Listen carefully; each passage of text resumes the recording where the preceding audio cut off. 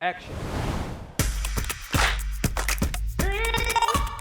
Bonjour, je m'appelle Caroline, je suis chez CETEC Énergie Environnement depuis 10 ans et je travaille en tant que chef de projet. Je travaille principalement sur des dossiers réglementaires, mais je fais aussi plein de choses différentes, comme par exemple je participe à la conception de centres de tri, je travaille sur des missions de stratégie foncière et je suis en parallèle de tout ça la créatrice et l'animatrice de notre podcast Un pas de plus. J'ai rejoint CETEC Énergie Environnement parce que je voulais travailler dans le secteur des déchets. J'ai grandi au bord de l'océan et avec mes parents, on faisait souvent les opérations plage propre, donc je pense que j'ai été sensibilisée assez petite à ce sujet-là. Et puis après quelques années passées à travailler en risque industriel, j'avais envie de donner plus de sens à mon travail.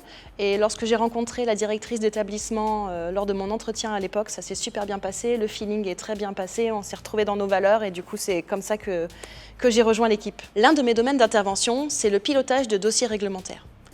C'est pas que de la paperasse, c'est la création d'un dossier qui vise à expliquer à l'administration quels sont les impacts et les risques d'un projet pour les tiers et l'environnement. L'objectif derrière tout ça, c'est que notre client obtienne son autorisation d'exploiter. Et avec l'aide de nos experts techniques, notre connaissance de la réglementation environnementale, il nous arrive même parfois de conseiller le client pour qu'il modifie son process ou sa façon d'exploiter le site afin que les impacts sur l'environnement soient limités et que les risques soient mieux maîtrisés. En plus des projets techniques, je suis arrivée un jour avec l'idée de créer un podcast au sein de CETEC Énergie Environnement. J'en ai parlé à mon DG, il a tout de suite été partant et après ça s'est passé de manière assez fluide. Et c'est ça qui me plaît chez CETEC Énergie Environnement. On peut toujours proposer des idées, arriver avec des envies, on trouvera toujours quelqu'un pour écouter ce qu'on a à dire.